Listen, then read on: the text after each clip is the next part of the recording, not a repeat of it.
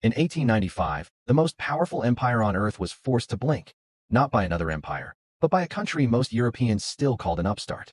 The British Empire ruled a quarter of the planet. Its navy controlled the seas. Its bankers controlled global money. Yet over a patch of mosquito-infested jungle in South America, Britain nearly went to war with the United States. This is the forgotten crisis that proved something shocking. The sun was beginning to set on the British Empire, and America was ready to replace it. At the end of the 19th century, the world map was painted pink. Pink for Britain. From Canada to India. From Africa to Australia. Queen Victoria ruled the largest empire in human history. London wasn't just a capital. It was the financial brain of the world. Global trade cleared through British banks. British law settled global disputes. And the Royal Navy ensured no one challenged that system. To Britain's elite, the world was stable, hierarchical, and permanently British. But across the Atlantic, something dangerous was awakening. The United States had spent the 1800s fighting itself and conquering its own continent. But by 1895, the frontier was closed. America's energy had nowhere left to go, so it turned outward. Its steel production surpassed Britain's. Its railways outgrew the rest of the world combined. Millions of immigrants powered massive factories. America wasn't an empire yet, but it was an industrial volcano under pressure. And the economic crash of 1893 left the country angry, restless, and looking for a fight. The collision point wasn't Suez or Gibraltar. It was Venezuela.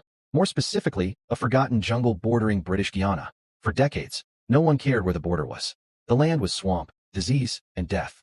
Then, gold was discovered. Suddenly, worthless jungle became priceless. British miners rushed in. London redrew the map. And Britain claimed territory that controlled the mouth of Venezuela's most important river, the Orinoco.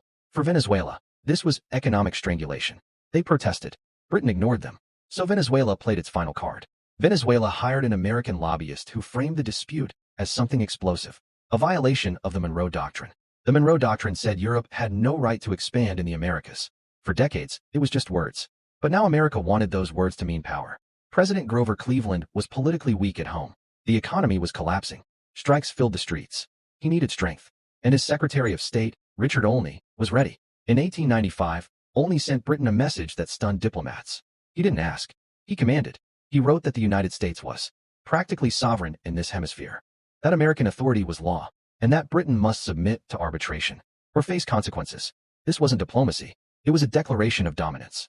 Britain laughed and made its biggest mistake. Britain ignored the message. Months passed. When London finally replied, the answer was clear. No arbitration. No concessions. Mind your business. Cleveland exploded. In December 1895, he addressed Congress and effectively threatened war. America would decide the border and fight Britain if it disagreed. The reaction was instant. War fever swept America. Markets panicked. Militias drilled. And in London, reality hit hard. On paper, Britain had the stronger navy. But in reality, its fleet was scattered worldwide. Its army was small. Canada was undefendable. Worst of all, London's financial system was exposed. British investors held billions in American assets. War would destroy Britain's economy. Then came the final shock. Germany entered the picture. The Kaiser openly challenged Britain in Africa. Suddenly, Britain faced enemies everywhere. And it had to choose, fight America or survive the 20th century. In early 1896, Britain surrendered, quietly. They agreed to arbitration. The war vanished overnight. On paper, Britain won most of the land.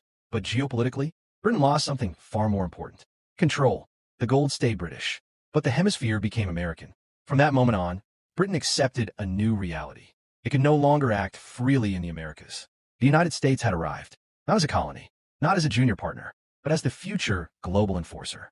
The jungle dispute didn't change a border. It changed who ruled the world.